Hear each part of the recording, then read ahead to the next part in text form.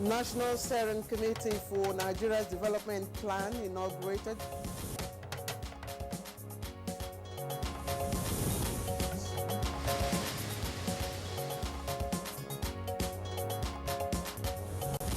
All-inclusive Southern Kaduna Peace Summit begins.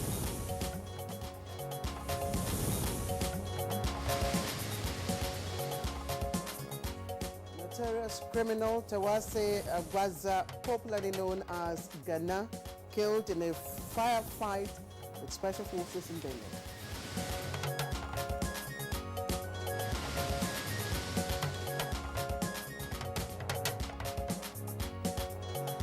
And on Good Morning Nigeria today, we shall focus on matters arising from the recent ECOWAS Heads of State meeting.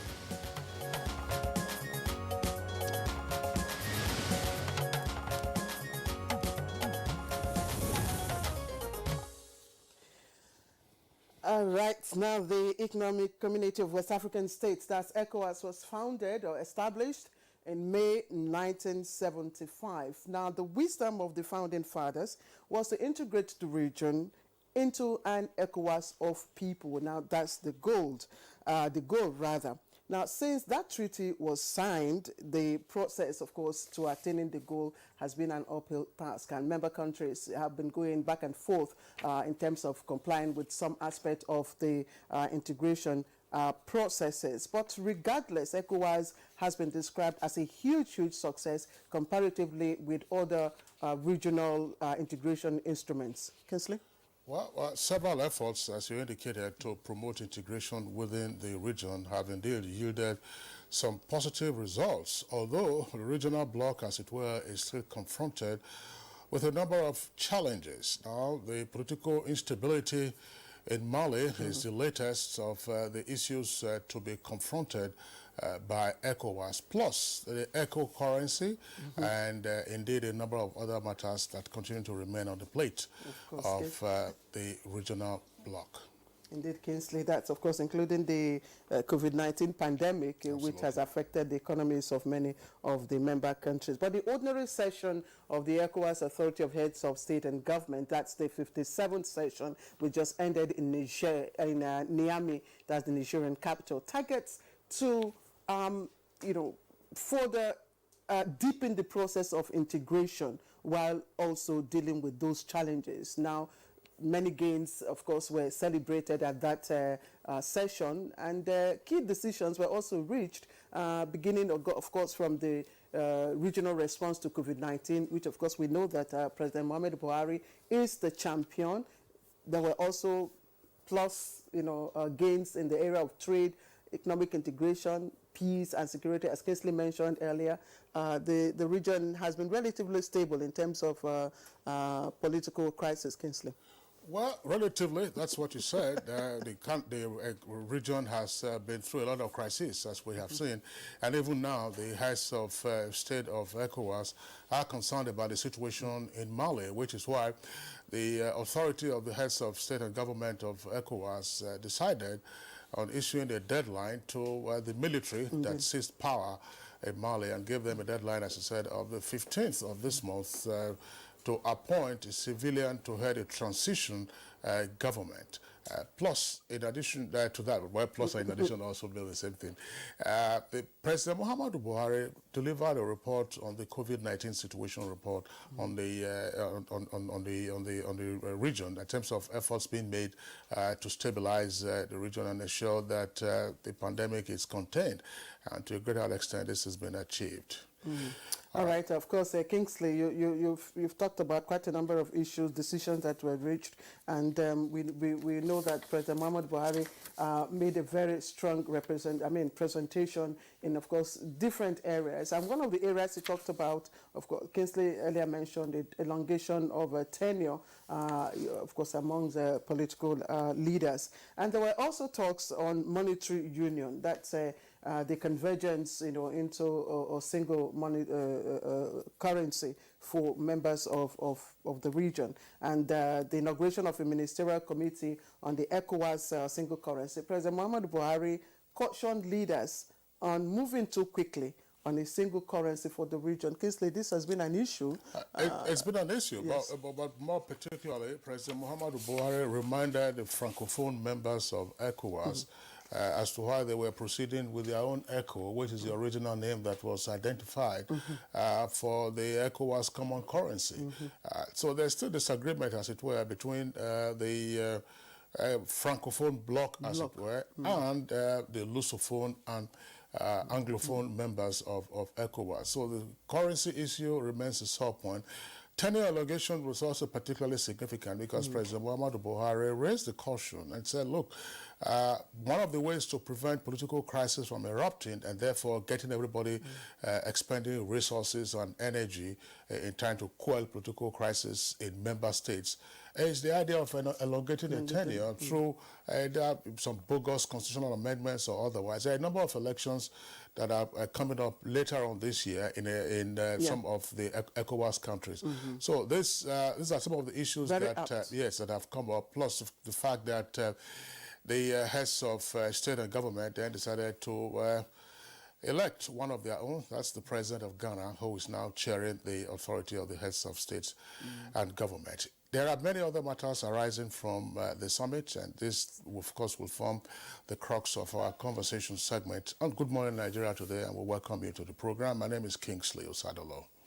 And I'm Claire Delabo Abdul Razak. The program is broadcast live on the network service of the NTA, that's the Nigerian Television Authority, and live from our studios here in the nation's capital, Abuja. As always, today is Thursday and not a Friday. I won't make that mistake again. We'll have our complimentary segments of the program. They'll be coming right after Comfort Modu gives us the highlights of the morning news. So let's quickly get to the news studio where Comfort is. Comfort, good morning.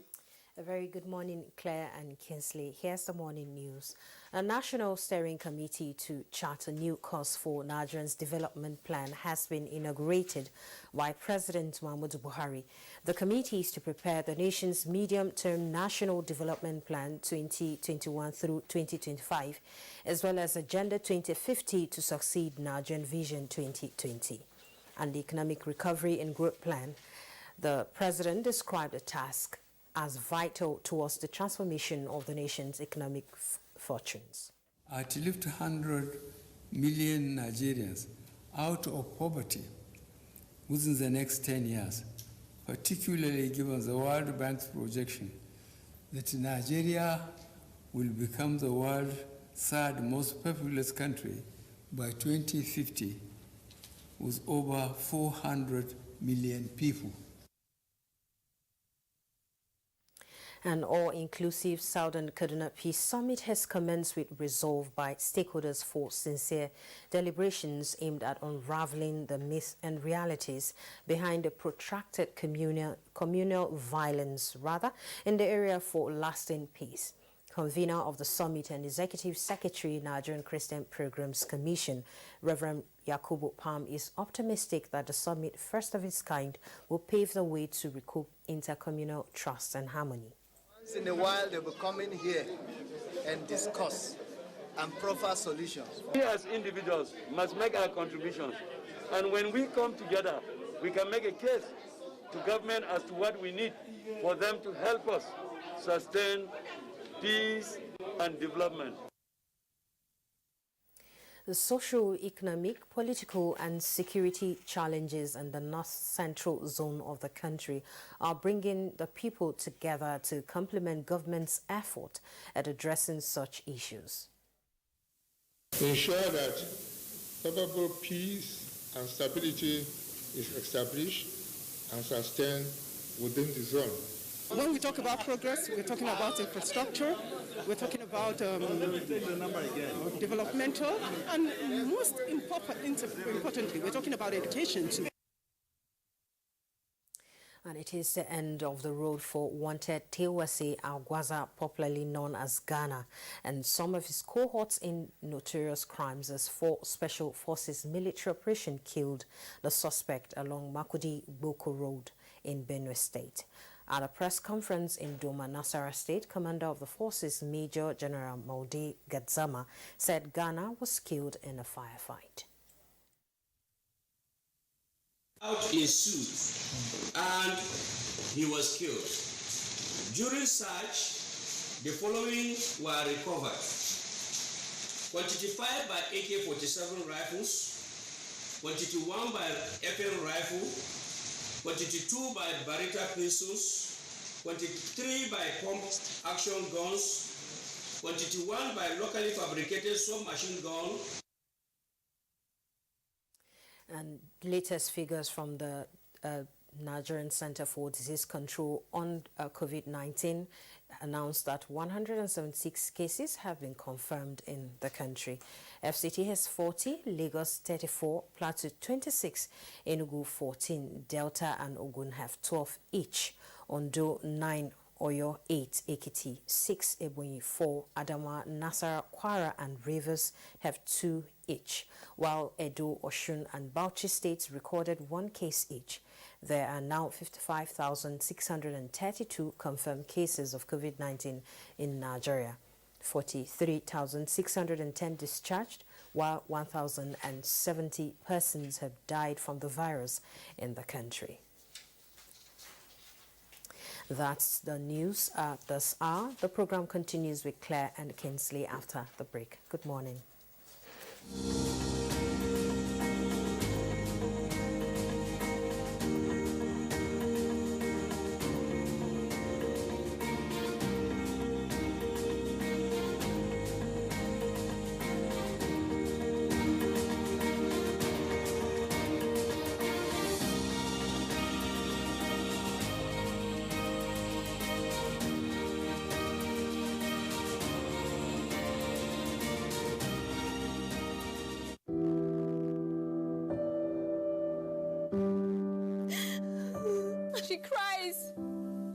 She cries in anguish and in pain.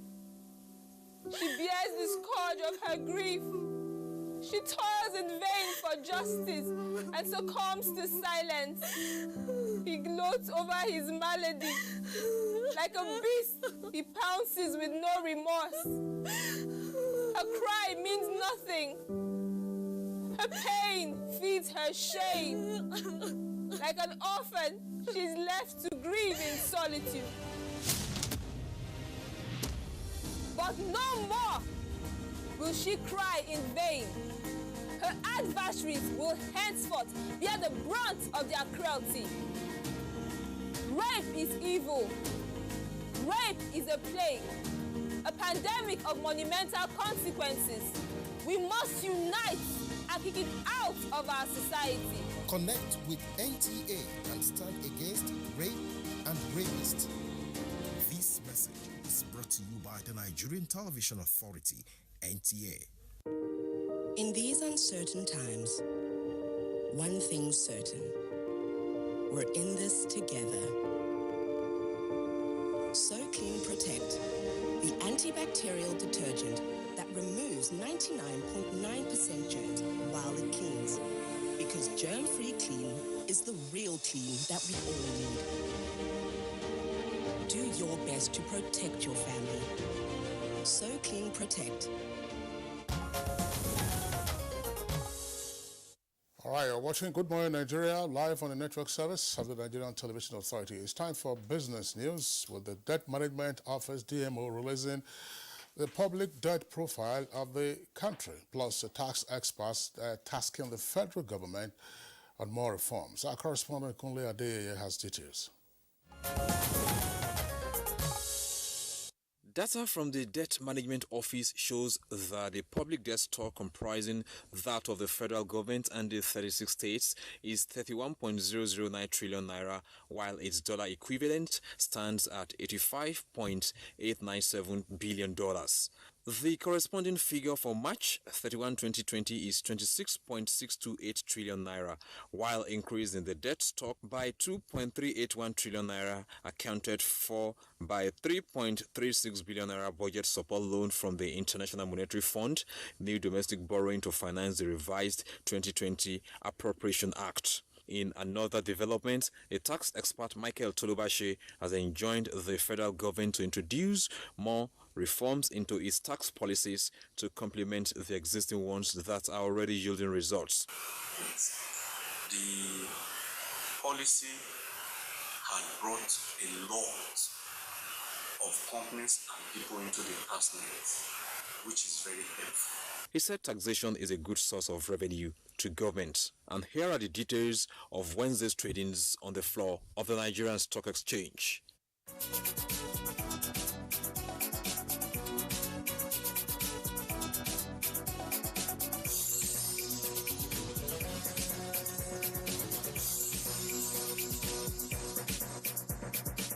With business news, I'm Kunle Adeyeye. All right, let's move ahead now. Newspaper review is coming up next.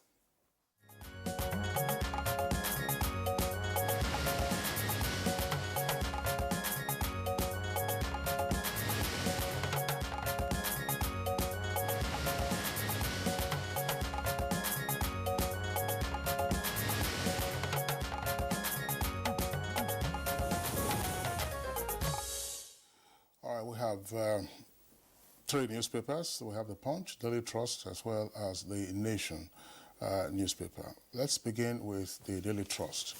Daily Trust, immediately below the name flag, says federal government directs hospitals to replace striking doctors with corps members. Federal government directs hospitals to replace striking doctors with corps members. That's page 10. Furore over killing of Benue's most wanted criminal. That's the way the headline is couched. Furore over killing of Benue's most wanted criminal. That's on page 8. Bandits have encroached on University of Abuja's land. That's according to the Vice Chancellor. Bandits have encroached on Uni Abuja's land. Details on page 28. This story, sad one, says 264 Nigerians commit suicide in 4 years, with the number of riders there, depression, job losses, and family crisis top reasons. 800,000 die globally through self-murder. That's according to WHO. And COVID-19 fears suicide cases in 2020. Government, parents, and clerics key to ending suicide. Then you have the infographics there on the front page illustrating the suicide stories. Buhari inaugurates Committee for Agenda 2050 and Development Plan. That's page 4. 611 Nigerian teachers killed, 910 schools destroyed in 9 years. All right. Kingsley, very, very, very gloomy stories you've told. Those are the stories that... the issue with Nigerians committing suicide, well, I'm sure COVID-19 would have a greater role to play in that. They said COVID-19 fears suicide cases in 2020. That's for 2020, but the figures that they have put out here, those figures cover a 4-year period, indicating that depression, job losses, and family issues as top reasons. I recall on Good Morning Nigeria, we focused on suicide some years ago. And happily, there have been fewer reports of, if you like, unfortunately, spectacular cases of suicide. Persons parking their vehicles on the Third Mainland Bridge, for instance, in Lagos, and then plunging headlong into the lagoon. It was pretty common at some point, and I think that was when we also focused on it. But suicide is a terrible thing, to happen to an individual, indeed to the family, and then to society. The issue with the bandits that the VC of Uni Abuja raised is also quite worrisome, and I think it's a call to security, agencies, of course, to move into action before students resume academic studies and all that. Let's take a look at the stories on the front page of The Nation. Well, it's more political now. APC, PDP and crossfire over petrol electricity rates hike. It comes with the rider. A ruling party accuses opposition of hypocrisy, and government risks people's anger. That's the story. But the main story, the picture story that you see, police arrest 270 criminal suspects in Kano, rescue 9 kidnapped victims. The picture story you're seeing right on the screen, those of the armed robbery suspects and the arms and ammunition recovered from them yesterday. And Kingsley, just take a look at them, also sporting the face mask. These are suspected armed robbers, with face mask. And one would be wondering. Well, it's not unlikely that the police authorities gave them the face mask just to ensure that there's compliance with the COVID-19 protocols. Yes.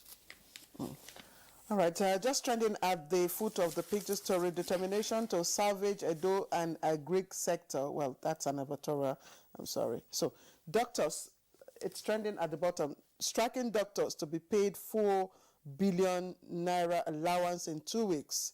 And Nigeria's debt rises to 31 trillion naira. All right. Okay, I have some other stories. Just above the nameplate, FBN, UBA, Sterling CEO, Squid NESG, that is Economic Summit Group, board over attack on CBN policies. Now, the Apex Bank is defending, of course, its programs. You can read up the details of that on page 3. Now, Oseni Aduku orders form North Central People's Forum. Again, read up the details on page 3. Ghana's killing shocks autumn. Suswang faults military action. Details of that on page 10. Kingsley. All right. The editorial, of course, if there's nothing else to discuss from that, let's take the editorial from the Punch newspaper. It's at page 8. It says, cutting inexcusable losses at the seaports. The editorial says, in part, that there are no marks for guessing the inevitable outcome in terms of uninhibited congestion that bogs down clearing operations for about 30 days, necessitating diversion to ports in Benin Republic, Togo, and elsewhere, and that the absurd delays, according to the editorial, aggravated by the situation in terms of the operations at the ports. Says the shabby road infrastructure in and around Apapa has also exacerbated the economic predicament. But in fairness, according to the editorial, federal government has identified the problems. Unfortunately, it lacks the will to implement the solutions. More critically, the editorial says Nigeria should go modern by privatizing the ports. This is the global trend. Chinese investments have revived Greece's major port terminal. According to reports, China holds stakes in major European and American ports. And those names are also mentioned there. And as of 2006, the Dubai Ports World, that's a UAE company, had bought over 6 U.S. ports. And since it has been established that Nigeria is losing money on this venture, the Buhari government should privatize the ports with the NPA and NAMA acting as regulators. All right. All right. Yeah, so that's the editorial, and that ends our newspaper review this morning. We'll take a short break now. NTA College Jos, an affiliate of Ahmadu Bello University Zaria, is currently admitting students for its ordinary diploma programs in television journalism, television production, and television engineering. Interested candidates are advised to obtain relevant information concerning eligibility at our website at www.ntatvc.edu.ng or marketing department of any NTA station nationwide. For further information, contact Assistant Director, Marketing, NTA TV College Jos on 0803-314-4383 or the Academic Office of the College on 0806-980-9807. Announcer, Registrar. Like every mother, I'm worried about dangerous insects, especially mosquitoes, which spread diseases like malaria to my loved ones. This year, I'm not afraid. I'm using New Mortein Insta-Kill. New Mortein Insta-Kill's improved formulation knocks down mosquitoes 2 times faster. Not even a single mosquito is spared because even one mosquito bite can cause malaria. Mortein Insta knocks down mosquitoes 2 times faster.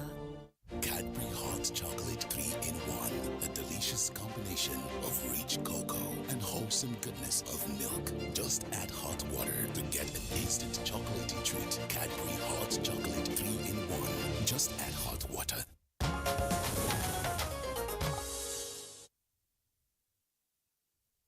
Nigeria on the network service of the Nigerian Television Authority.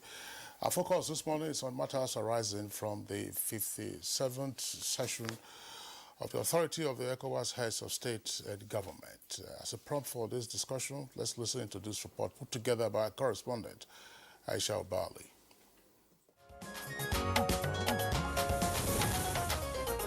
ECOWAS heads of state and government recently met in Niamey, Republic of Niger, for their 57th ordinary session. One of the most crucial meetings is a high-level meeting where heads of state meet to deliberate on challenges faced by the region.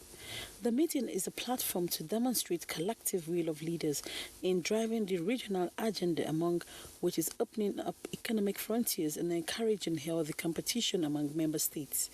The meeting, among others, took note of the presentation of the special report on COVID-19 in the region by President Muhammadu Buhari, who is also the ECOWAS champion on the fight against COVID-19, and special report on the ECOWAS Monetary Cooperation Program. While commending the quality of the report, which revealed how the recommendations will assist in deepening the economic and monetary integration process, consolidating political stability, peace and security within the region, as well as the protocol of free movement of persons and goods. The meeting deliberated on a broad number of other issues, including international cooperation, the creation of a monetary union, with a major step taken to inaugurate the Ministerial Committee on a single currency, among other key decisions.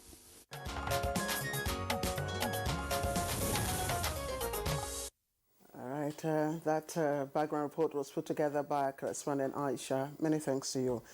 Quickly, let's welcome all our guests, all settle down for the conversation. Joining us via Zoom, Minister of Health, Dr. Osage Ehanire. Honorable Minister, thank you very much for joining us on the program.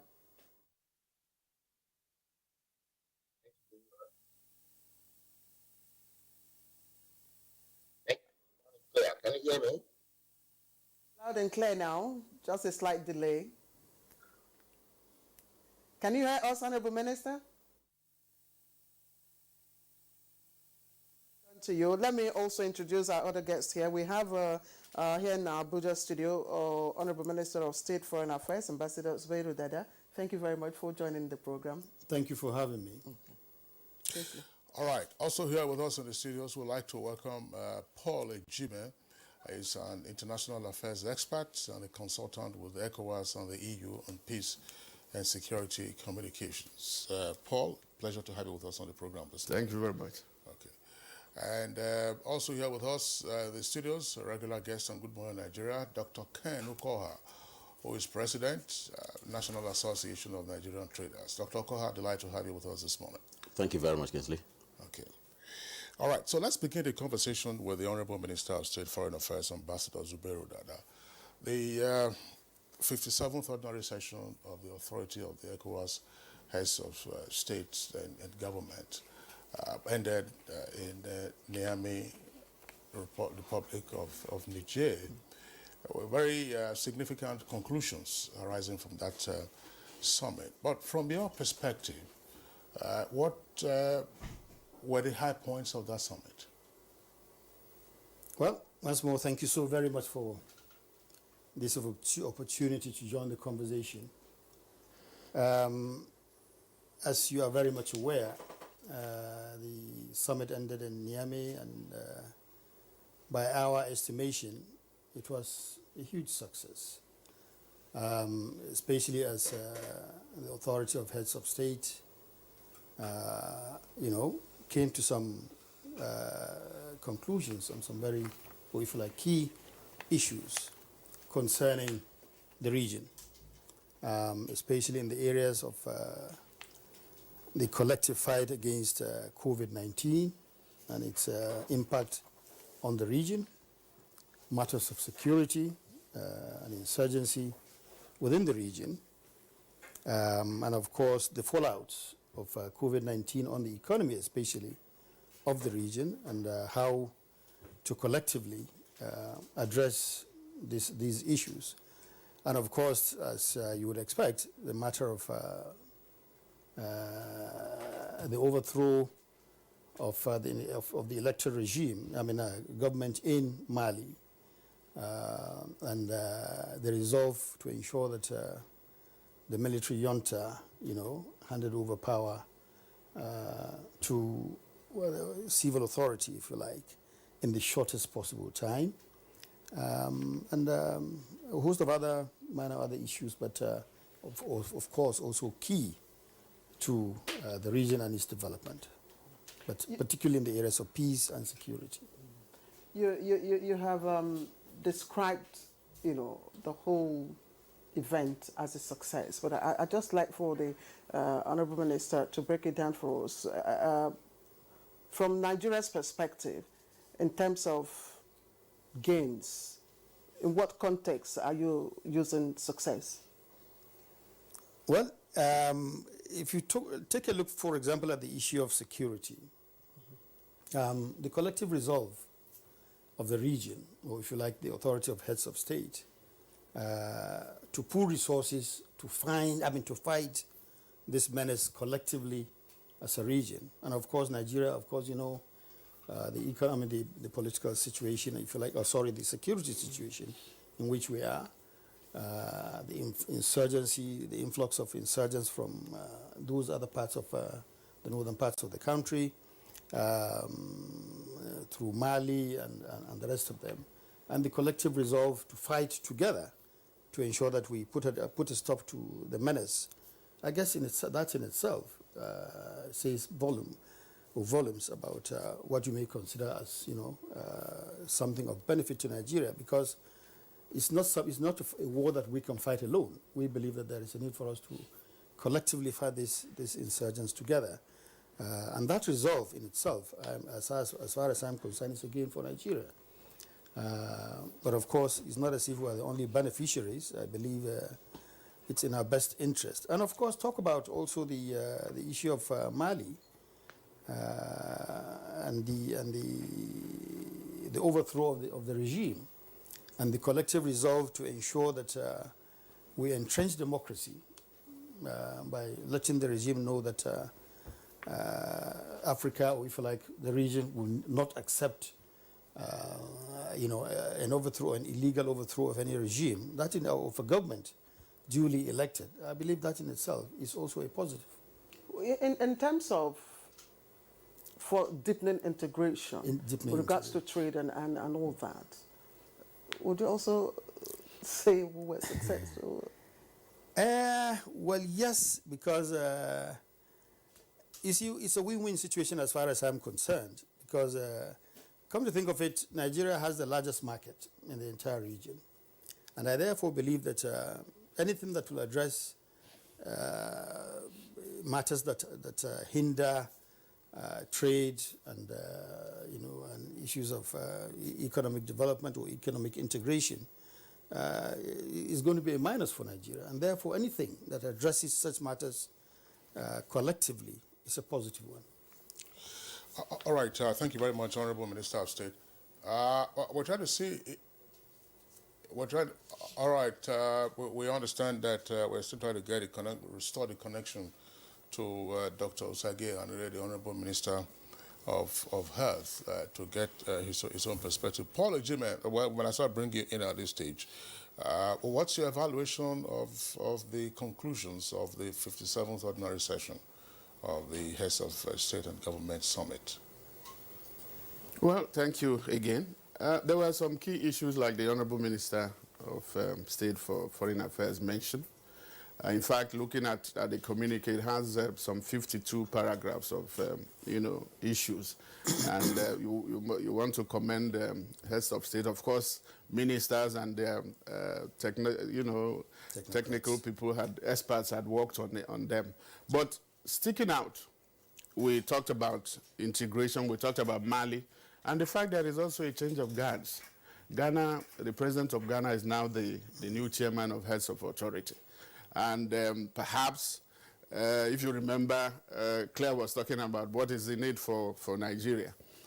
Perhaps it's another way for him, an opportunity to wave the olive branch to his brother, president of Nigeria, that there is no need for the diplomatic fallout that was going to happen in terms of the treatment of traders or the shutting of borders. I think there is the two countries are talking now, instead of issuing statements above, talking at cross purposes. I think now perhaps the president of Ghana, with this responsibility, he can now think more as a regional leader and not national. So that is one. And the issue in Mali. Just before we'll let you tick off the other significant issues arising from the summit, our engineers have informed us that the connection to the Honorable Minister of Health has been restored. You can see him there on the right side of your screen. We don't want to, let's just take the opportunity of getting the minister's own views before we lose the connection again, assuming it remains unstable. Honorable Minister, Dr. Sage Hanere, once again, I'd like to have you on Good Morning Nigeria.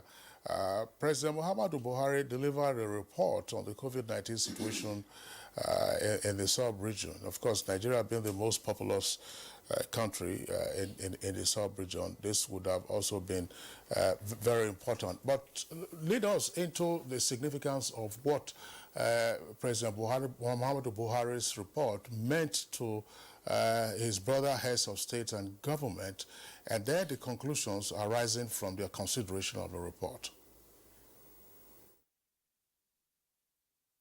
Thank you very much, Kesley, and good morning.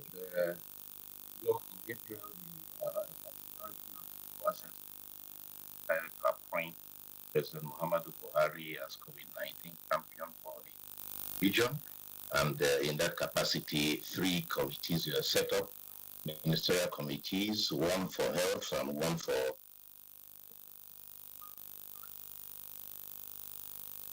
transportation and the other for trade. So these committees bet the health sector in itself approach to COVID-19. The demographics are similar, and they were able to compare notes, and the reports that we gave to the president contained ways in which West African countries can work together and support each other in and use the opportunities arising here to improve relations, and above all also to be able to receive materials which we got from outside, have been purchased by the West African Health Organization, and distribute them. And the protocol for easing border restrictions was also discussed.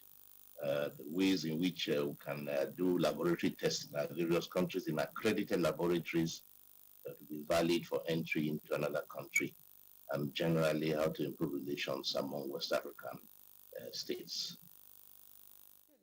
Dr. Hanere, I going through the communique,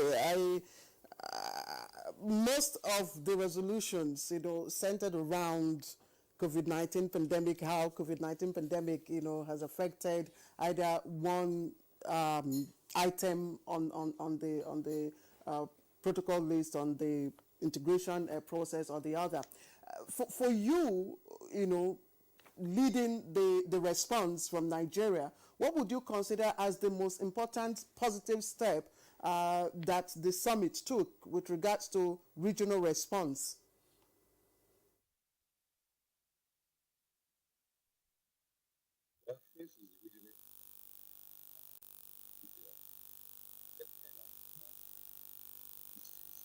To see each other's strength, and of course, health is supposed to make everything else, including the movement across borders. And if any other country were to call for help with materials, for example, test kits or for PPEs, we could be able to respond rapidly. And the opportunity to share in materials that came in, laboratory diagnostic equipment, PCR machines, those ones were discussed and distributed. But the main thrust of it was the combined response to the threat of COVID-19 in the region, and how to protect ourselves, and also look at opportunities for procuring vaccines when these are available. And the issue of cross-border infection, which is the proper care that every country took for its own territory. Well, I'll stay with you, Dr. Hanere, on the issue of cross-border infection. We know that Nigeria, of course, has reopened its airspace to international flights, and there is no indication just yet as to whether flights from the West African countries are restricted from from coming into the country. Now, earlier you were talking about accreditation of laboratories for testing prior, of course, to the departure from a country of origin.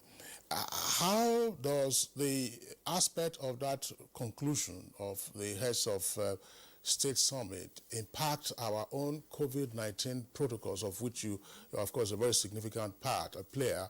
Are we satisfied, for instance, that neighboring countries will maintain the same level of vigilance, the same level of screening of passengers departing their territory? I'm asking this question against the background of our experience. About 6 years ago, when Patrick Sawyer took off from Monrovia in Liberia, and he had Ebola, and it landed in Lagos, and then the entire country, that's to say Nigeria, went into panic mode. So what is the level of our satisfaction with this particular conclusion?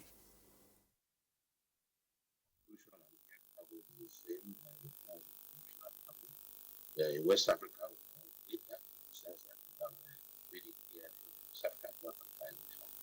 known as WAHO, that every passenger boarding an aircraft should have a test done, and there must be negative for COVID-19. That test must have been done within 96 hours of departure. That means the sample must have been taken within 96 hours, preferably within 72 hours, so that when they board an aircraft first, they make sure that all other passengers are protected. There is no person who is boarding COVID positive. Secondly, you do not have the opportunity of transporting or importing COVID-19 across the border into another country. So these protocols were agreed upon, both for West Africa air travel and also for international air travel. They are very clearly stated. The list of accredited laboratories in all countries were shared, and the West African Health Organization is in custody of that list, and it was distributed. So the risk of importation from any West African countries is, let us say, practically the same, perhaps even less if you are to imagine that we are truer to each other than importation from some other foreign country.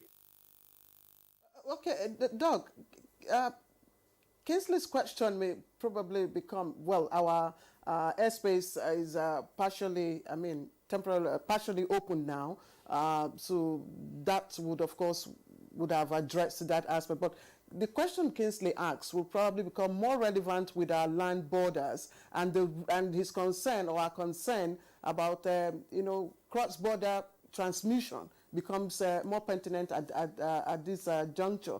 So can you relate the outcome from the summit to his concerns about this aspect of the international relations or regional relations, if you may? Yes, you are talking about the land borders, which is quite correct. Delicate subject.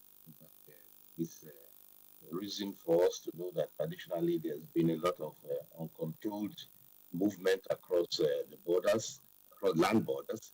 But what we agreed upon is that all countries should try to restrict movement across borders now when land borders open to official border posts, and that all measures be taken to carry out at least physical checks of those who are crossing the borders, the check of temperature and other parameters that are suggestive or evocative of COVID-19. That would clearly be done with port health by port health services. But we would have liked, of course, a situation where there is a COVID test being done. If it were practicable, that is what would be done. But it's a complex issue with land borders, where land borders actually cut through communities in some areas that are very keen to each other. The issue of a COVID-19 vaccine also came up at the summit. From your experience, what are the prospects of regional cooperation and collaboration in the search for a COVID-19 vaccine?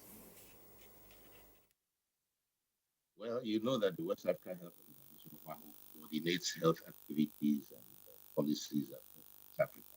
And the prospect of vaccine is what we discussed on that platform. We are carrying out our own research. We are here, the Nigerian Institute of Medical Research announced that they are working on the proteins on the protein on the COVID-19 spike to be able to reconstruct the antigen in there, to clone the antigen. That is a step towards creating, working on creating a vaccine. But there are countries that are probably way ahead of us and who are going to produce the vaccine. Some of these countries have made it very clear that they are only going to supply their own persons first and take care of others or even friends later. So we are casting our own net wide. We are working with the World Health Organization and Gavi on a program that will assure us and other lower and lower medium income countries that we get access to vaccines. We are also watching other countries who have gone very far in their investigations into creating a vaccine. China and India are working on it. The Chinese government did say at one point that they will be able to consider Africa when they have developed their vaccines. And a few days ago, we had a conversation with the ambassador of Russia, who provided us with an aid memoir and spoke with actual scientists. Nigerian scientists had the opportunity to also ask him how far they have gone in their vaccination and the prospects of being able to let us participate in their vaccines if it is successful. They are in the third phase of clinical trial. So we are casting our net wide, looking at all areas where we'll be able to have access to vaccines for our citizens if and when they become available, provided they are safe and they are approved by our scientists and our regulatory organs here at home. We come back to our studio. Still on the issue of vaccine, President Muhammadu Buhari, of course, said it, African solutions for African problems.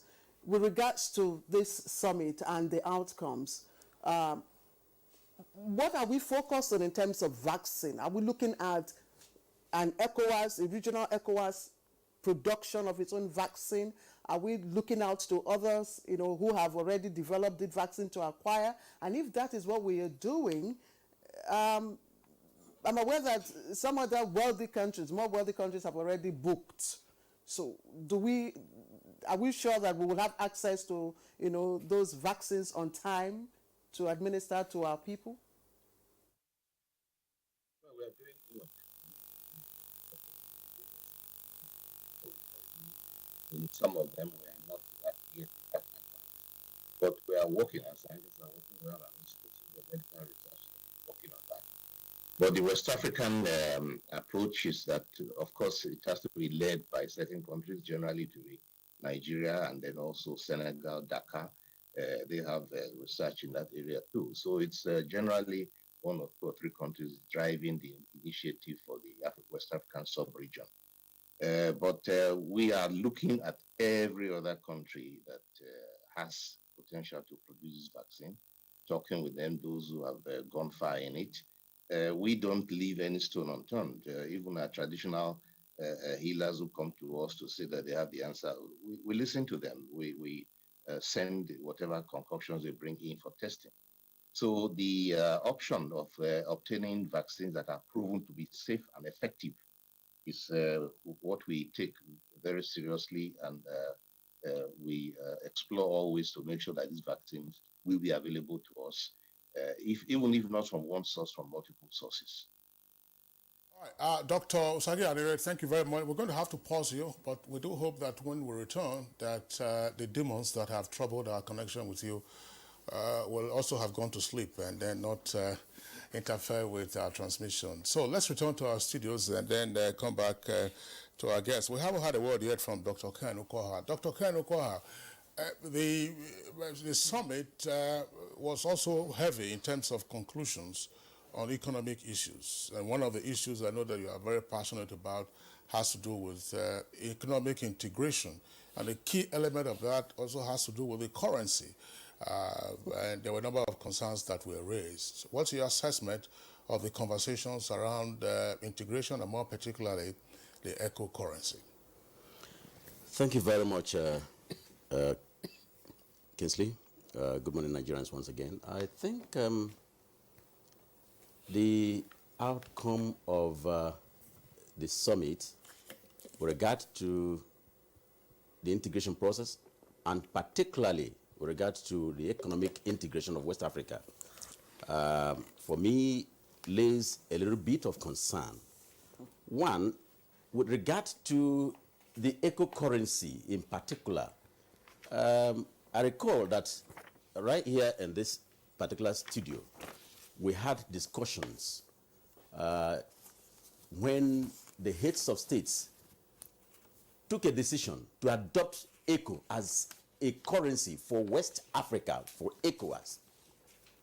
And suddenly, from nowhere, we also saw one of their peers, one of their colleagues, the president of Cote d'Ivoire, Ouattara, who came up right before Emmanuel Macron, the president of France, and announced that UEMOA has adopted ECO, the same currency, as a substitution for CFA. And that took some of us, unawares.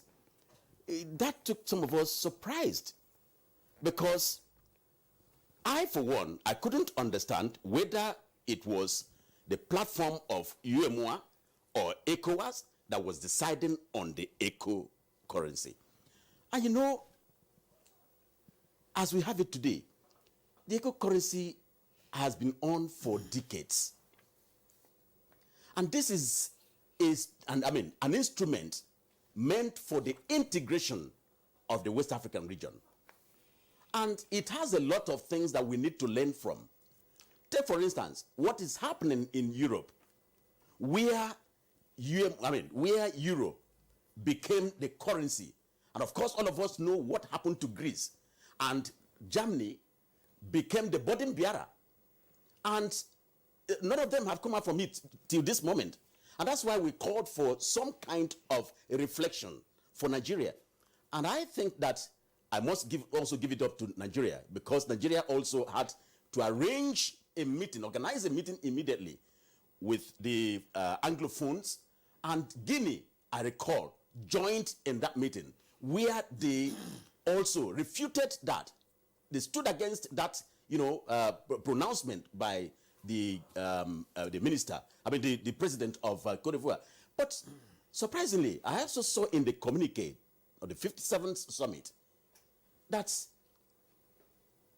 nothing was said against that pronouncement. That's number one.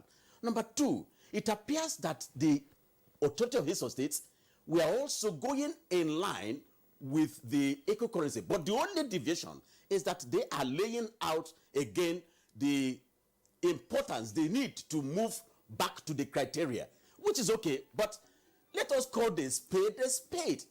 Who is ECO for? Now, going beyond the issue of the eco currency, that's one. Two is the subject of trade integration in West Africa.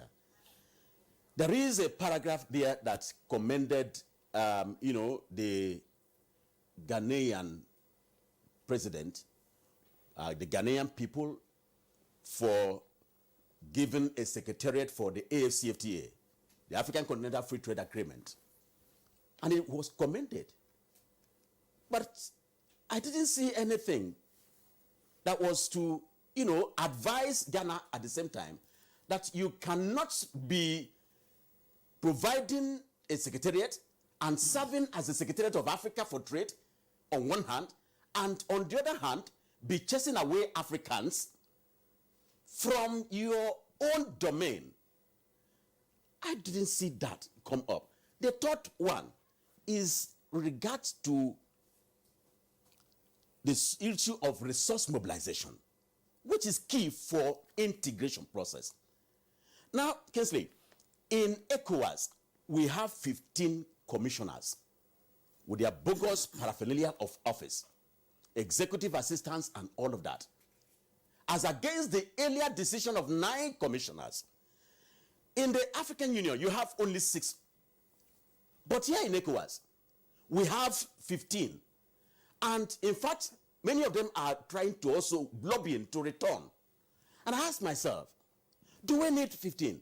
Especially now, you heard from the Honorable Minister of, Health.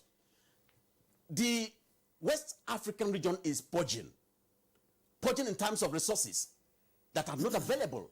Nigeria is shouldering a lot of responsibility. Most of these countries are not paying their community levies. Nigeria is paying. Although Nigeria had to, stylishly withhold certain parts of their, community levy contributions. However, that has not changed the, approach of many other countries. Many of them are still not paying. How are we now guaranteeing the continuation, the sustainability of 15 ECOWAS commissioners, which I permit my word, permit my use of language, which are budget eaters? And today, you cannot lay hands on any project in ECOWAS that will say this is a regional project. This is a rail line, for instance, that cuts across Nigeria, Togo, Nigeria, Benin Republic, Togo, Cote d'Ivoire, Ghana, Burkina Faso. That's not like that. There's one in progress that goes through the GBR. That's Nigeria. That's Nigeria, not ECOWAS. I am talking of regional project that is implemented by ECOWAS. So the funds are not there. Our regional integration process has a problem.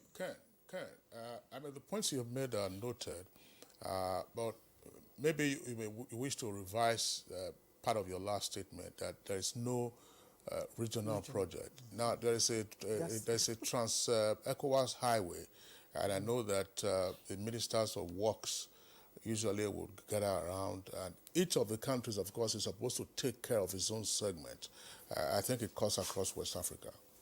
I totally agree with you, but please, what I'm talking about is there is no ECOWAS-funded project. All right. The funds there, are incapacitated.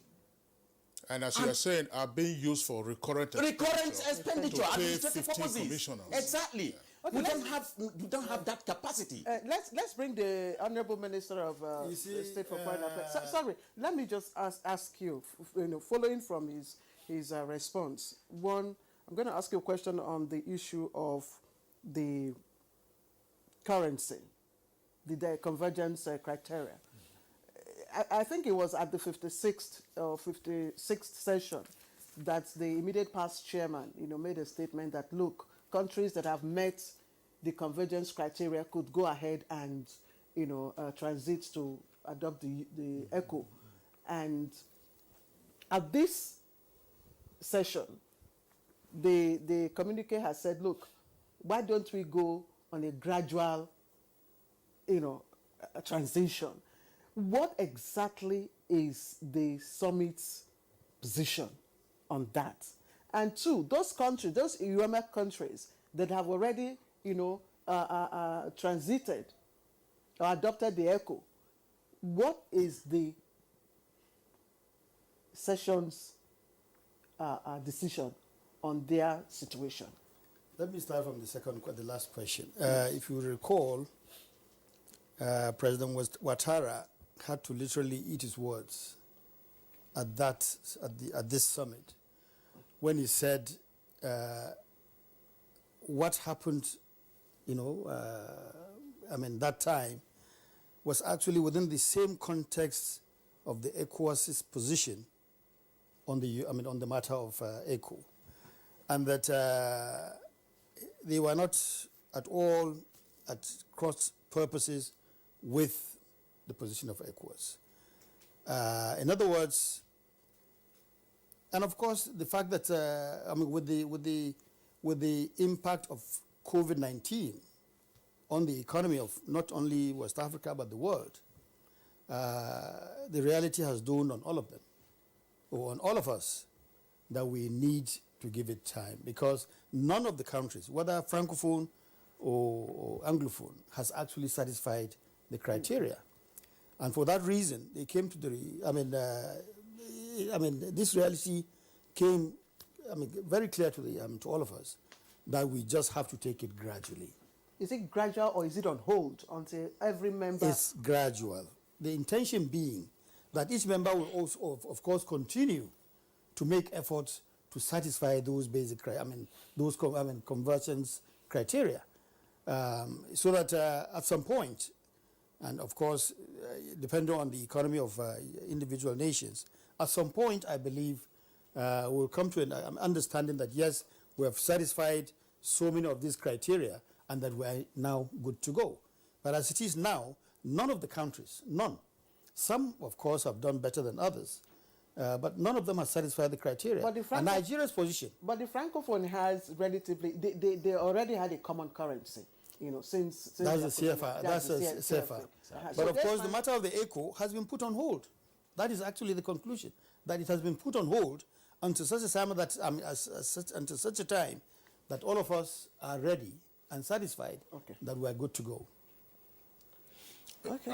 I think, Honorable Minister of State, you also wanted to respond to some other issues that came before the issue of eco. Yeah, talking about, I think you partly responded, regional projects. I don't know if you've had access to the documents. I'm not speaking for ECOWAS, but I'm aware that there are these projects that are in the pipeline. Again, the same problem of lack of funds. But if you recall, I don't know if you also read my president's statement, where he said there was a need for ECOWAS to engage more on, projects that would touch the lives of, members of member nations or member states. And therefore, the call by our president for ECOWAS to focus more. And that is why we're talking about ECOWAS of the people. All right? So that, let's come up with more projects that will, touch the lives of the ordinary members of this community. So yes, there may not be enough projects on the ground as such, but there are certainly lots and lots of plans for a lot of these projects to take off. Funds, of course, being available. But don't forget, these are capital-intensive projects. But this will be, as Ken is proposing, this will be ECOWAS-funded projects. They will be ECOWAS-funded projects. ECOWAS-funded projects. But there's also a point that Dr. Okoha raised, and I would like you to respond to this. He says, in terms of further trade integration and promotion, the location of the headquarters of the African Free Continental Trade Area in Accra came up, but in his view, he seemed not satisfied that there appeared to be no clause advising. That should be, I believe that's the diplomatese, advising the host of the Secretariat against what some persons have described as some cloaked xenophobia against other Africans who are doing business in that environment. Was that an omission, or in terms of drafting the communique, ordinarily that shouldn't be there? Was that an omission? But you see, maybe because the matter actually didn't come up in the manner that you are putting it. Nobody challenged, Ghana on matters such as this, because I believe the decision as to where the capital was to be located had since been taken. And therefore it is granted that Ghana is ready to receive, Africa. And that is why, the headquarters was put in Ghana. But what matters now is for us to now, I guess, that, in fact, their acceptance to even host that body in Ghana should throw a challenge at them to realize the fact that, of course, you cannot be hosting such an important body that is supposed to bring Africa, the entire Africa together, and yet discriminate against Africans. That's what he's saying. There was no advice to Ghana on this very matter. You mean during the summit? Yes. Because it was not tabled. I'm not aware that it was tabled. But whose responsibility, Honorable Minister, was it to member nations, member states? This is because it is a Nigeria-Ghana matter. We would have expected, or Nigerians would have expected, that the tabling should have come from Nigeria. Exactly.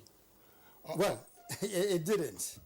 It didn't, and therefore, if that was an oversight, so let it be. But the fact is that it never arose, and that is because also we're also talking with Ghana. Okay. We're already talking, if you recall. I mean, the president of Ghana sent a delegation, a high-powered one at that, with 3 ministers and the director general, whatever it is, of their equivalent of NIPC, Nigerian Investment Promotion Commission, and a host of other officials came here, and we had very useful discussions with them, along with the Minister of Information, Minister of Trade and Trading Industry, and my humble self. We had some, like I said, very, very useful discussions. The fact remains, of course, that the law that we're talking about in Ghana does not single out Nigerians.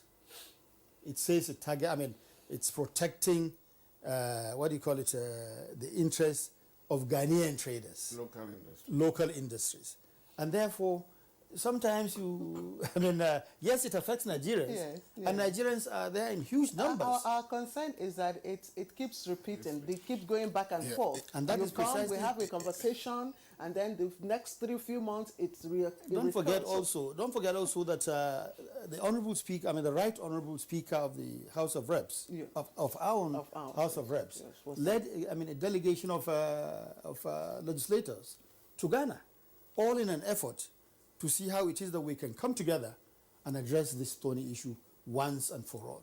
And I believe, collectively, like that is looking at it from the point of the legislature and the executive, combined, we believe that very soon we should be able to address this matter holistically. Okay. Well, the points that you have outlined, Honourable Minister, the points are noted. Incidentally, on Good Morning Nigeria, we have discussed the treatment of Nigerian traders in Ghana on a number of occasions.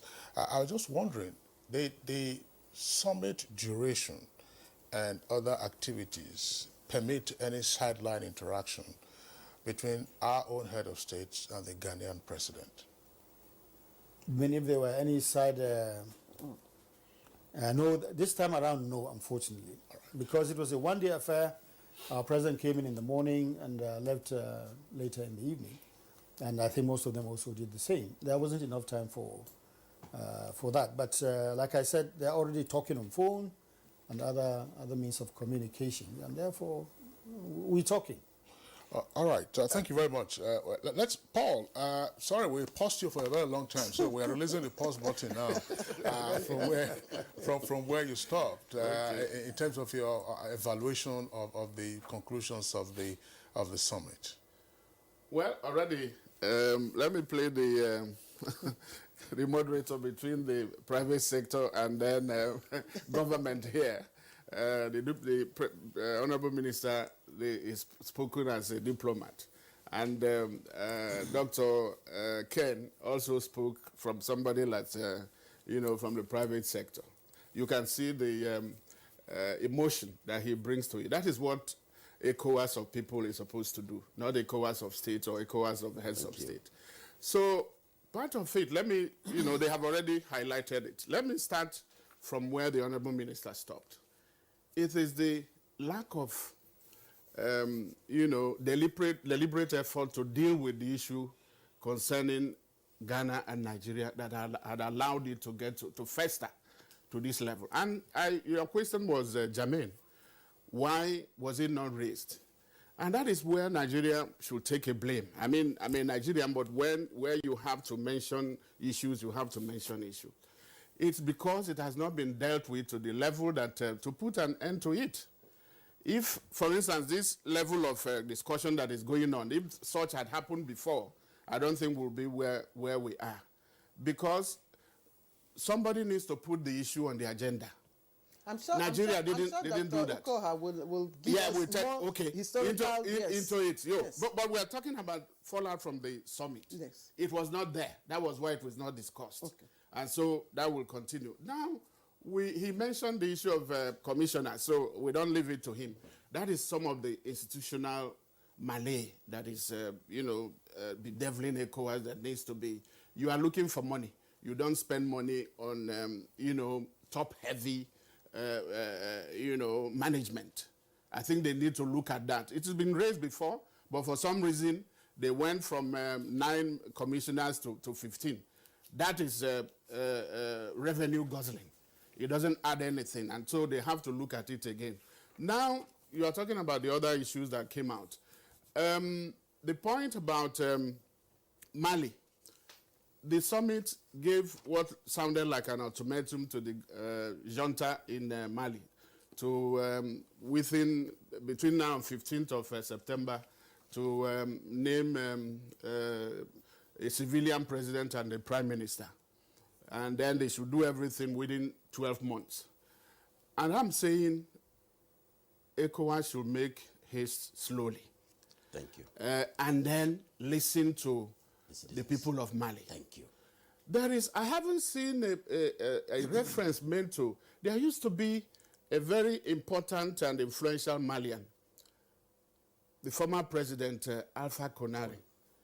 He headed ECOWAS. He was several times chairperson of ECOWAS Authority of States. And then he went ahead to go and head the AU. He was the first AU chairperson for so many. And for some reason, that one leader, that he served for one term. And when they asked him to, come over like Mandela, he said no. That was the kind of character of leadership that and I know he's still alive. When they are now talking about trying to solve the problem, the conflict in Mali, I think those are the type of people that ECOWAS should be engaging. Because having served as a president for that country and then headed the AU, he has something that he can bring. I'm talking about stakeholder engagement. I think that is what is required rather than ultimatum, because it will sound as if ECOWAS is talking from over the head of Malians, but instead it should engage the junta. I'd like you to clarify that, please, yes. Because you say you would want ECOWAS to listen to the people of Mali. Yes. In what way? In what context? Because allowing the military junta to even stay, within this period, is contrary to constitutional provisions of democratic governance. But it became inevitable. Remember that ECOWAS was even negotiating through former president. In fact, he had gone to brief President Muhammadu Buhari when the military struck.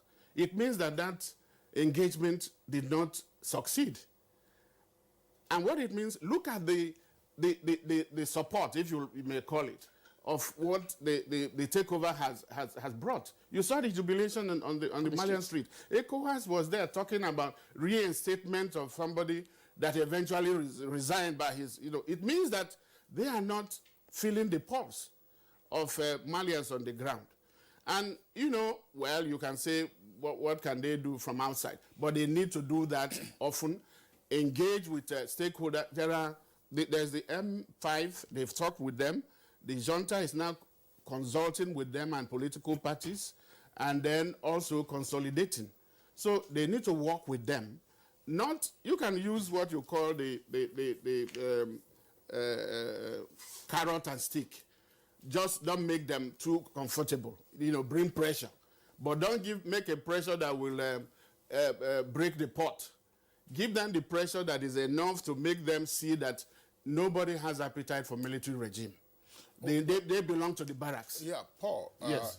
Let's explore some other issues further. Yes. The summit that's just ended in Niamey commended the mediation and conciliation efforts of former President Goodluck Jonathan. Yes. President Goodluck Jonathan took a number of flights to Bamako to meet with all the parties. And he was an external person, so to speak. And now you're saying that, okay, there are internal stakeholders. You mentioned the former president.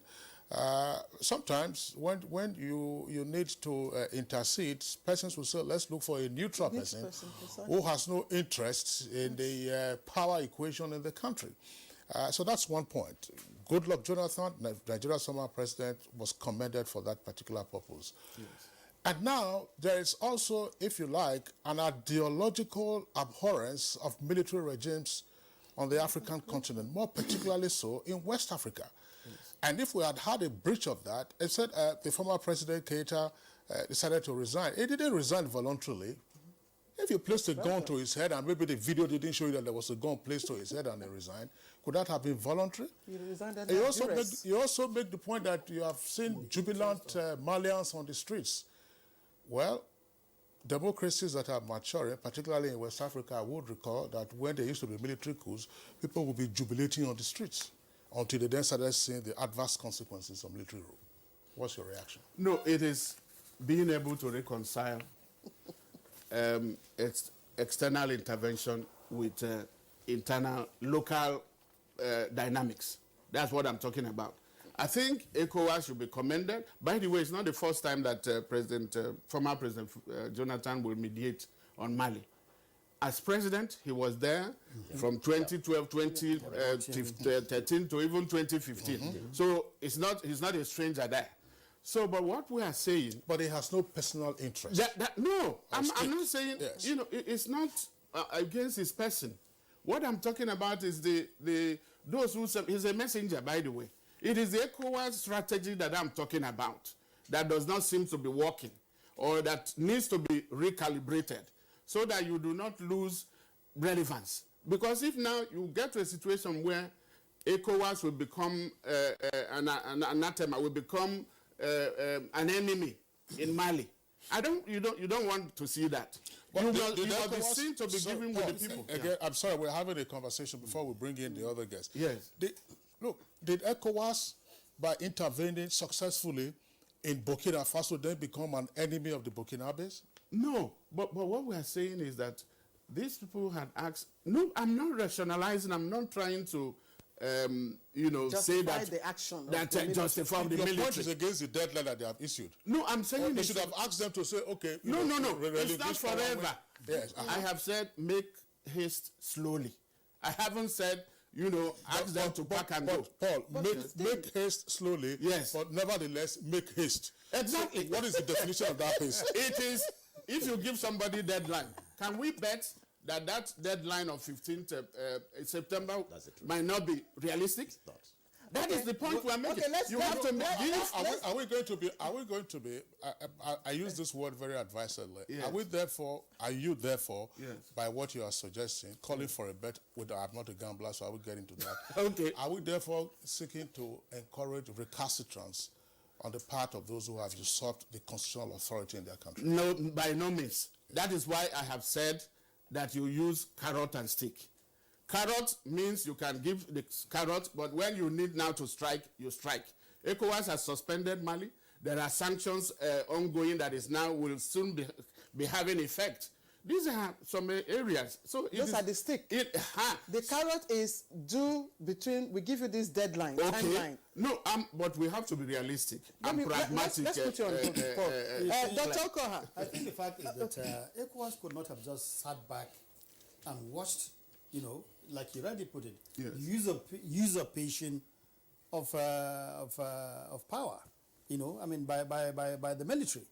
We don't want to see a situation like that repeating itself in other parts of other countries in the region, and therefore they must be told in very clear terms. And wherever we have other soldiers, maybe wanting to cash on such small developments within the countries to take over power. We cannot watch that happen. And ECOWAS must also give some deadlines for them to know that, yes, we mean business. Of course, it's in the interest of the people of Mali that the government, ECOWAS said, okay, we now, respect the opinions of the people of Mali, and that's why we're saying, okay, we allow you go ahead, but it must be under the leadership of a civilian, not the military. Okay, Honorable Minister, let's bring Dr. Ken Ukoha. I know you want to react to the issues Honestly, that have, you want to say this, but please take it along with you. I don't know how much time we do have. The President Muhammadu Buhari, talked about elongation of tenure. Thank you. And I'd like you to speak to, did it sync with, members? And secondly, Paul here commended, of course, with ECOWAS, commending the new chairperson, that's the person of the President of Ghana. and he has just a couple of months, to their election. Did he commend him? No, I didn't. Yes, right. You was saying that congratulating him. That he should play a regional role. No, I think it wasn't. You said it was a landmark.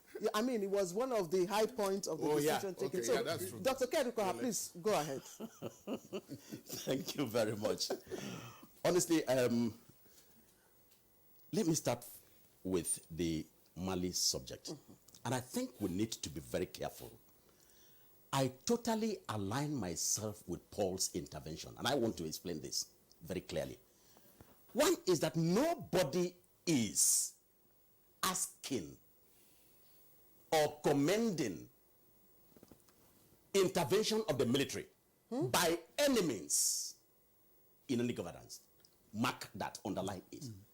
However, I also want us to be a little bit circumspect here.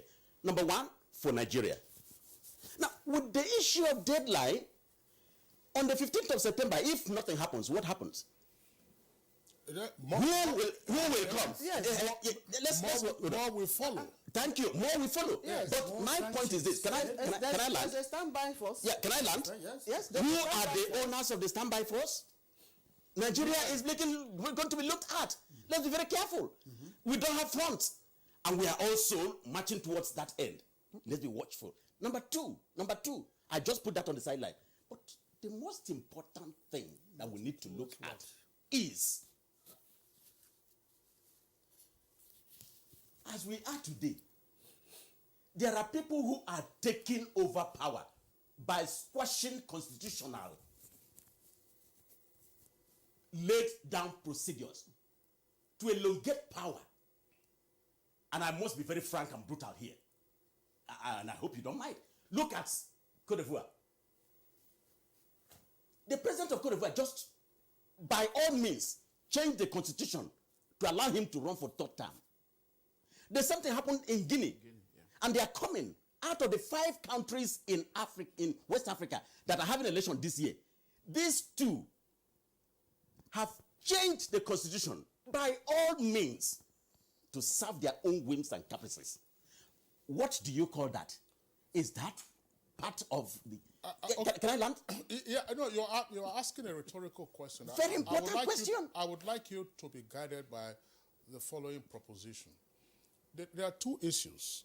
The usurpation of constitutional authority in Mali by the military, which the ECOWAS heads of state and government are dealing with, and they have issued a deadline. That's one matter. Second matter has to do with the tenure elongation, against which our own president spoke at the summit. And he said that, look, do not precipitate crisis by seeking to elongate your tenure. There are slightly two different issues. I wanted to link them. Yeah, you will link them. Even then, there is some silver lining from the fact that you are having 5 countries conduct their presidential elections this year. There's some silver lining. We will discuss that. But so let's separate them. They may be related. The Mali coup has been condemned. They say, look, hand over to a civilian transition or interim administration by the 15th of September. What should be done if they miss that deadline? Second one has to do with elongation of tenure through the manipulation of the country's constitutions, namely Cote d'Ivoire and Guinea. Now, the link is this. Yes. We are having a vision, an ECOWAS vision 2020, which talks about, and its strategic objective is transforming from an ECOWAS of member states to an ECOWAS of people. Now, the question we have in our hands begging for answer is, when you by all means change the constitution, is it for the people? That's one. 2, whether you move with the gun or move with the pen, is it not the same constitution that you have changed to perpetuate yourself? That's 2. But the most important thing as for Mali is the sanction on Mali. Who is that sanction on? Is it on these coupists? And I disagree. It is rather on the citizens, on the poor citizens of Mali, who have been excruciating under serious tension and security problem for a long time. We need to be a bit careful. That's why I say we need to apply some Honorable Minister, let's pause you. Ken Ukoha, there are a number of issues that are coming up. And a very interesting conversation. You are asking who gets hurt by sanctions. Let me remind you, and perhaps our viewers, during the apartheid era, jurisprudence is changing. No, we're talking about it's not jurisprudence. We're talking about effect, not jurisprudence. Not jurisprudence. You can talk about diminished sovereignty in terms of international law jurisprudence. During the apartheid era, and sanctions were being imposed on apartheid South Africa, the argument of P.W. Botha, who was apartheid I'm happy you are bringing this. President, F.W. de Klerk, of course, took over from him. Pig Botha was the foreign minister and all that. The constant argument was that it is the poor people that were being hurt by the sanctions. But sanctions worked. They did. And these are sanctions against the regime, not targeted at the Malian people. Because it's Ambassador. The sanctions are very clear. They said we said sanctions will not affect drugs or medication, food, fuel. These are basic needs of the ordinary folks in Mali. So the sanctions are actually targeted at the junta, not at the people of Mali. Okay. And if there are any aspects of the sanctions, no, maybe Paul wants to lend his support. Let me help you. Okay, thank you. You know why? Dr. Ken, you still have an yes, I'm a standing point. Yes. Do you know will not allow me. Why the Mali situation is very complex and complicated? Do you know we have between 13,000 and 15,000 UN peacekeeping forces in Mali? Yes. That are spending over $1.1 billion US at the northern fringes for 1 year. France has about 5,000 troops under the Macan force, spending over 800 million. These are human and capital investments that are there. And so you can talk about sanctions, like you said. Of course, when it goes with a lot of other things, it can work. Mrs. Thatcher was against it, US was against it, but Africa, I remember the Commonwealth, the foreign affairs, even, Nigeria here had people contributing towards the South African Relief Fund. Yes. Nigeria had some other countries also had South Africans who were given a scholarship. Those of them that are leading there now. That's why one is also wondering about the xenophobia. That's another issue. So it's not just mere sanctions. It has to go with substantive and effective actions. Because if you say sanctions, like you said, it's not going to have an impact on some of this. What can have impact on sanctions is the West African Central Bank Governors Association that is based in Dakar. When they freeze the flow of resources, that is where banks in Mali will run dry, and that is when, and nobody will know what in fact, the typical Malians, I don't know who their anger will be against, whether it will be against the junta or against those who impose the sanctions. And so that is why I was asking for, caution. So that is where that goes. So Mali is a complicated issue. You are not going to march in now, how many number of soldiers are you now going to bring compared to what is already there? Paul, yes. Thanks a lot for your intervention. Yes. But you keep raising the military option, which has not even been proposed by the authority of the heads of states and government in ECOWAS. You're talking about that will be escalation of sanctions, but that hasn't arisen. Or if there's a breakdown, and from what we have seen, even in terms of peacekeeping or peace enforcement, you already have UN. You already have UN troops. You already have French troops. Is ECOWAS now going to say we're going to piggyback on those ones? You also have to consider several other factors. The ECOWAS heads of state have not said that the military option is the first. Honourable Minister of State. No, as far as I'm concerned, he's suggesting slowly sort of approach, which is precisely what ECOWAS is doing, taking it easy, softly, because, like I said, the intention is not to hurt the people of Mali, but to ensure that, we bring back some, constitutional order. Yes, I'm even just before we take our break, Dr. Ken Uha will respond to the last question. But I'm even wondering what's special about, different about Mali in terms of application of sanctions. Are we saying sanctions is no longer applicable as a tool, in an international? It's yes. applicable. It is applicable, but again, there is a jurisprudence that is also changing the dynamics of all of this now as it is. Looking at it from the angle of the rights of people, the human rights of the people you are sanctioning, because they are not the ones that committed the crime, and you are sanctioning them from another means. This is changing. But on a footnote, I see. What happened in Zimbabwe? It's genuine, and Iran is under sanctions. It's genuine, and Russians are under sanctions. It's genuine, North Korea is under sanctions. I don't know. What is the jurisprudence? Can I tell you this? Yes, Zimbabwe. Something happened in Zimbabwe. Robert Mugabe was moved. Was that a coup? Nobody is talking, nobody is sanctioning that these people did the right thing. But what we're saying is the people must be put in mind. And my own is Nigeria should be a bit cautious because all eyes are on Nigeria. Okay, can you quickly take the last question? We want to take our break now. On Dr. Ghana. Koha, yes. I was a bit worried also that the Ghanaian president was elected as the chair of ECOWAS Authority of Heads of States. And this is a man that is going into election by December. And he has been elected for 1 year. Supposing he's not being elected by his people, what happens? And I thought that the heads of states would have also been a bit circumspect. You don't elect somebody who is going into an election. So they are being preemptive. That's a bit, it appears that, look, they have decided, the heads of states have decided that this man must win his election at home. Come what may. You see, that's a bit cautious.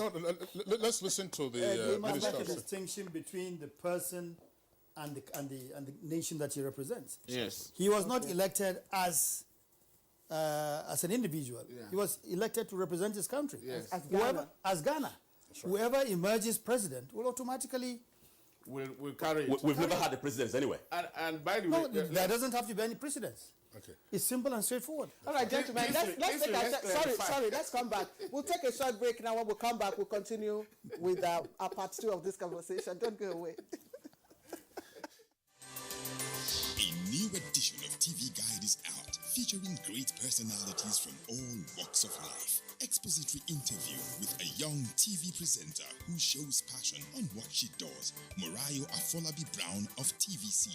Pick a copy of this compendium of mind-blowing stories and get abreast with issues as regards media convergence, leadership, health, star profiles, star programs, fashion, sports, human angle stories, and lots more.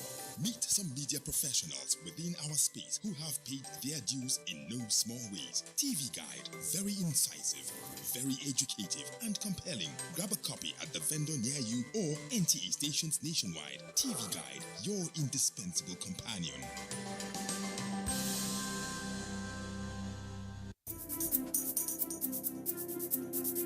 As a strong immune system increases the chances of victims surviving COVID-19, a corruption-free society creates opportunities for citizens to thrive and prosper. Build your immunity. Stop corruption now. Report all acts of corruption to ICPC on this toll-free number 0800 2255 4272. This message is brought to you by ICPC and NTA.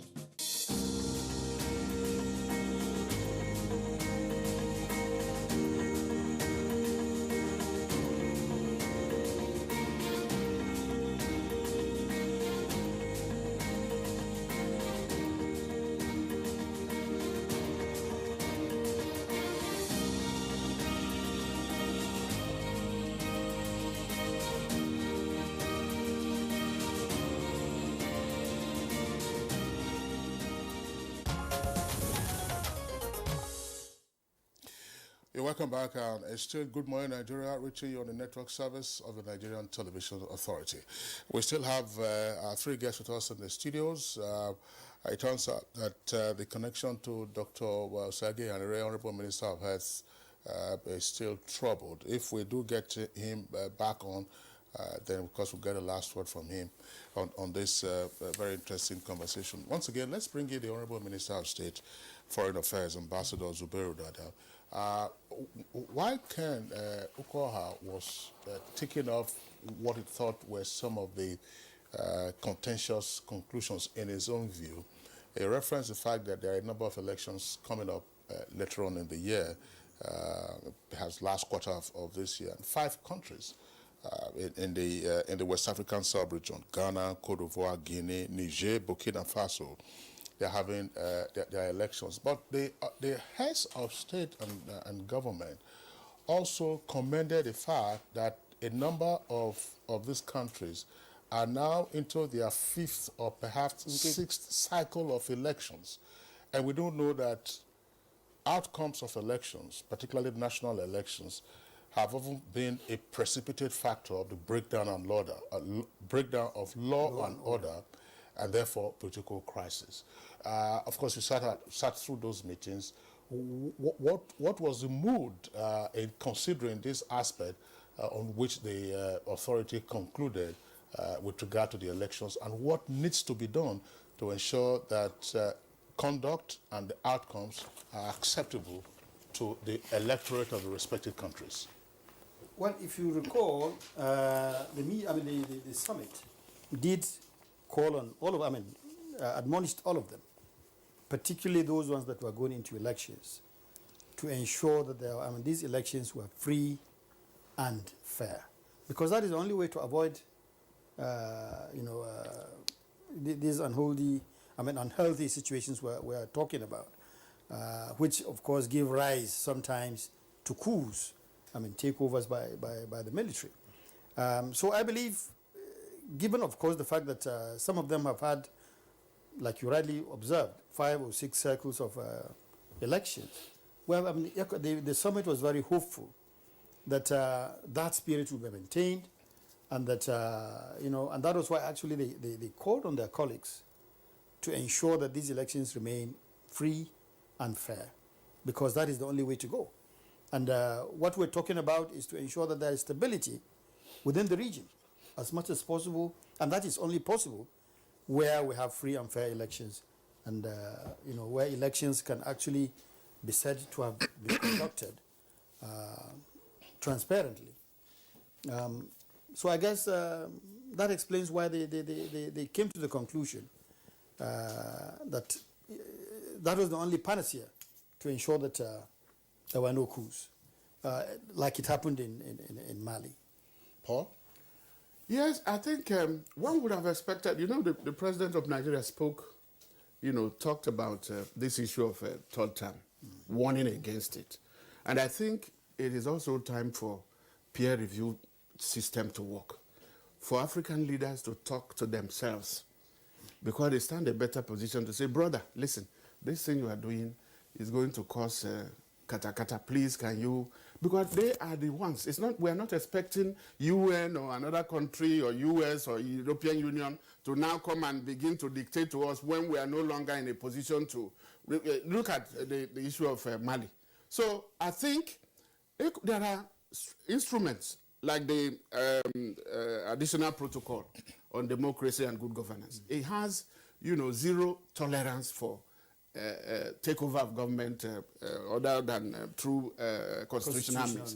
But at the same time, I think it is time to also talk about governance. Where those who are governing fail, what do you do? Because that is the issue. It's not about not seizing power, and because that one is there. If they fail, are you going to wait till the next cycle of election to do that? By the way, ECOWAS is doing well. Until 18th of August, most of the countries were conducting democratic system of government of one form or the other. So that is a plus, a movement away from. Remember the areas where the time where you used to have government in the bush, and then another one in the city center. That has gone. And then to make sure that the military remains in the barracks, governance must address the issues that are germane to the contract between the government and the people. One, the welfare of the people, security of life and property, human rights, and then keeping to promises. Keita said he was going to end insecurity in Mali. That was part of what he promised and never delivered. So when politicians do not deliver, do we wait until, forever? And that is what is given. I'm not encouraging. Was it the one that was fueling the insecurity that he was unable to deliver it? We know what is happening in Mali in terms of insecurity. This is well beyond his control, and we are also suffering the consequences of what is happening in Mali and elsewhere around the Sahelian region. Kingsley, you have spoken for me. I didn't speak for you. No, look at it. Hence the issue of taking. You are saying why that if he had done his best, perhaps his best would have not have been enough. Yeah. That is your conclusion. Yeah. So you are saying that even when you put somebody there, don't forget there are also troops that were, like you exactly earlier that were contributed by France and others, and yet they've not been able to control. Exactly. So that's what that means. There is a fundamental problem that needs to be solved. Okay, Dr. Ken Ukoha, look at still on this issue. Coming from President Muhammadu Buhari, who commands high degree of integrity globally, and who has been elected twice as champion first of anti-corruption crusade and of COVID-19, what impact do you think this will have on members, especially those that will be going for the elections by the end of this year? Okay, thank you very much. I think we must say this as Nigerians. Our leader, our president, commands that respect. Come rain, come sunshine. Anytime, any day. The international community knows this.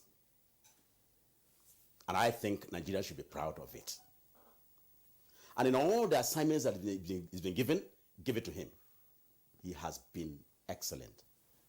However, I want to assert that Nigeria must need to become more assertive in diplomatic issues. And I give you one instance here. The president, in his speech during the summit,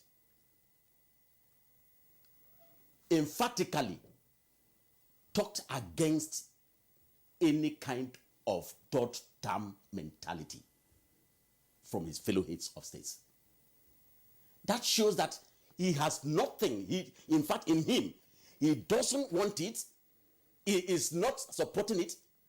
But unfortunately, I thought that the technocrats from Nigeria would have ensured that that thing was slotted in the communique. You can't find it there. Number two, I want to look at the authority of heads of states. In all of these advice that given, it appears there is a disconnect between the authority of heads of state and the citizens. So, if care is not taken, my worry is that people will now be thinking that the authority, that ECOWAS is a tea party for authority of heads of states. And we need to be careful, because people are not seeing anything coming down from ECOWAS in terms of project. By the way, there is what we call community development project. Yours sincerely, was a member of the team that designed that community development project, CDP, for ECOWAS, which etabulates, outlines demonstrable, practical projects for the region. Do you know, for the past 3 years, that document has been put under the bushel. You know why? No funds. But Nigeria, the reason why I'm making this point is that Nigeria is contributing so much. You need to put your mouth where your money is so as to direct their face. And finally, so we can take our... is the fact that I also want to begin to see a framework from ECOWAS where the heads of states would at least once in a year address the citizens, the 450 million citizens of West Africa, if you like the states of the region address, connecting with the people. Thank you very much. Fantastic. Sorry, so let me just respond to that matter of our president's statement with regards to term elongation. Now, this was a comment he made in his statement, which unfortunately he did not even deliver anyway. But because what he did was he submitted his statement, he did not read it out as such, and therefore, and of course, it was not discussed. And if you're talking about communique, you're talking about something that is agreed upon. It's not a matter that was discussed and agreed upon. He made his opinion known, and it remained so. So it's not a matter of insisting that it must be in the communique. A communique is something that has been put before all the other members of the community, and of the summit authority, yes, and that they have actually accepted it, and it becomes part of the communique. So I just thought I should clear that point. Yeah, the fact that it was not taken up means that some people are not reasoning the same. That is the point I'm making. Yes, no, but at least that does not take anything away from the fact that he has said it, and it has reverberated. Market it. Continues to reverberate. Yeah. That's right. That's not the only opportunity that our president will have. Yes, there are lots of other precisely opportunities. what we are also discussing here could serve as a point of influence. Claire, we have we have tweets, but just before we take the tweets, I want to bring in the. I don't think Dr. Ihanere is still with us via Zoom. I don't think we're able to get back to him, but he already had this opportunity earlier on when we had that connection. The Honorable Minister of State for Foreign Affairs, the summit took note of the fact that there are a number of positions for which citizens of member countries are vying. WTO, for instance, which is relevant to Nigeria, Dr. Okonjo-Iweala. The summit also commended the fact of the re-election of Akinwumi Adesina as president of African Development Bank, and noted two other positions in addition to that of the WTO. One, of course, relates to the African Union, and said that, and resolved that member countries should seek to harmonize their positions and clear whatever disagreements or misgivings there might be, so that you can have bloc support, as it were, for candidates. I'm asking this question because it's sometimes been a sore point in our international relations that countries for whom Nigeria expends so much in terms of diplomatic relations and support oftentimes turn around to vote against Nigerians or Nigeria's interests when positions of this nature come up. What was your reading of that conclusion in the first instance, other than the plain text? And are we satisfied that going forward, and in particular with the forthcoming elections, including WTO, that will continue to get the support of ECOWAS brothers whenever we seek their cooperation and collaboration for our citizens? Yes, we remain very hopeful.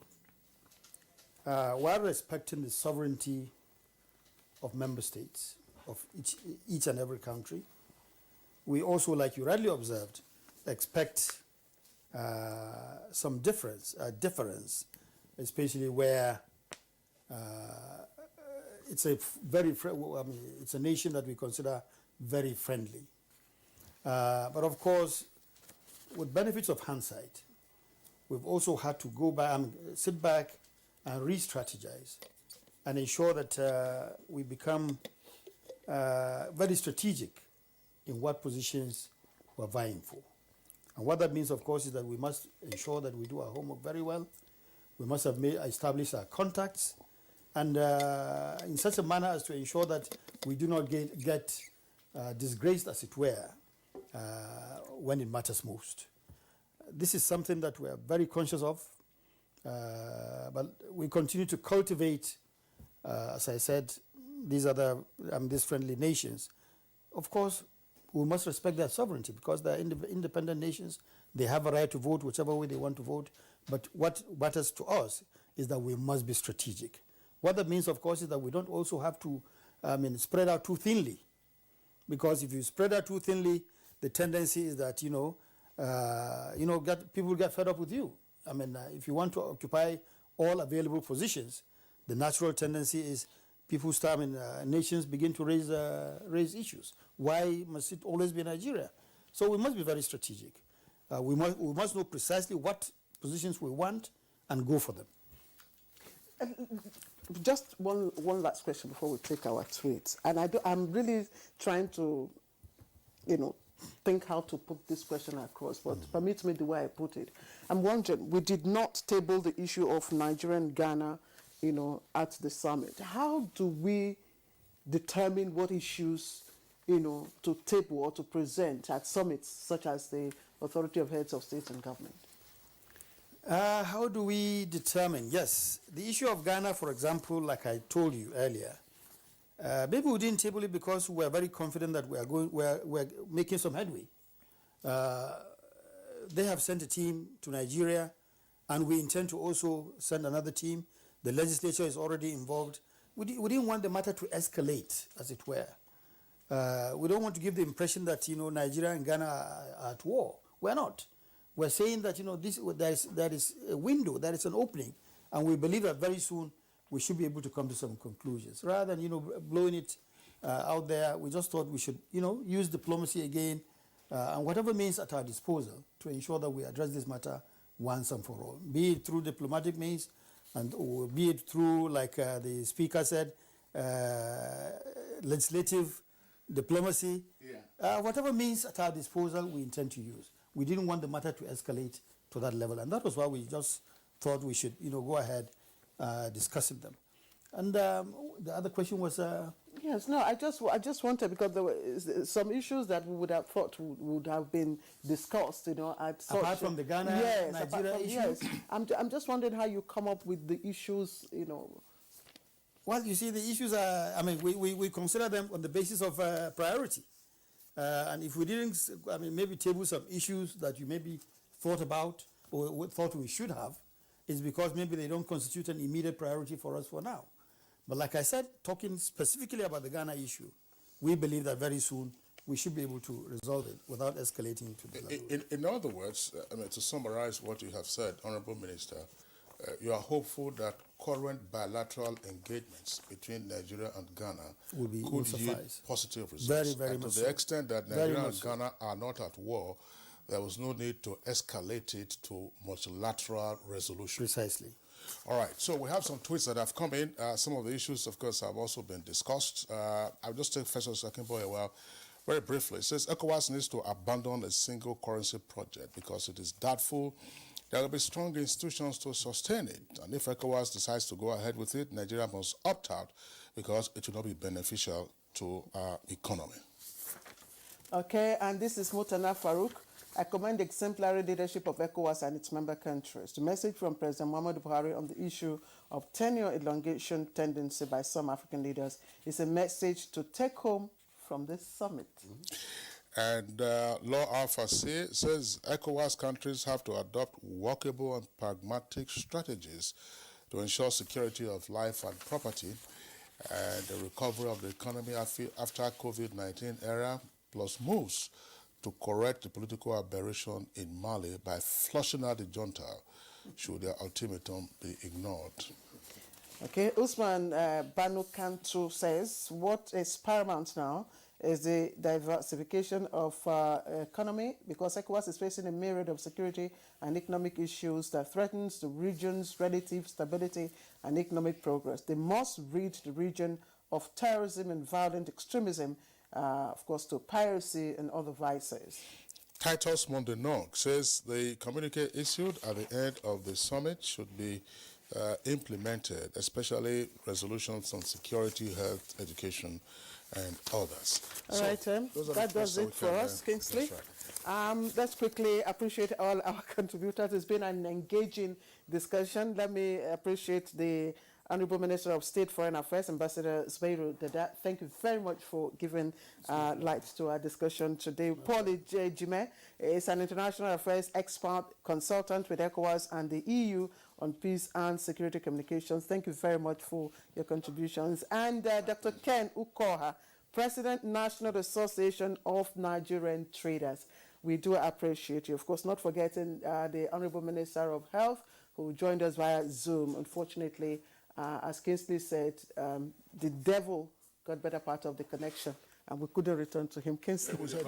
I said the demons. The demons, okay. All right, that does it for our conversation segment, and indeed for Good Morning Nigeria today. We appreciate you being with us. The program returns tomorrow same time, 7 o'clock in the morning. Until then, stay safe and be well. I'm Kingsley.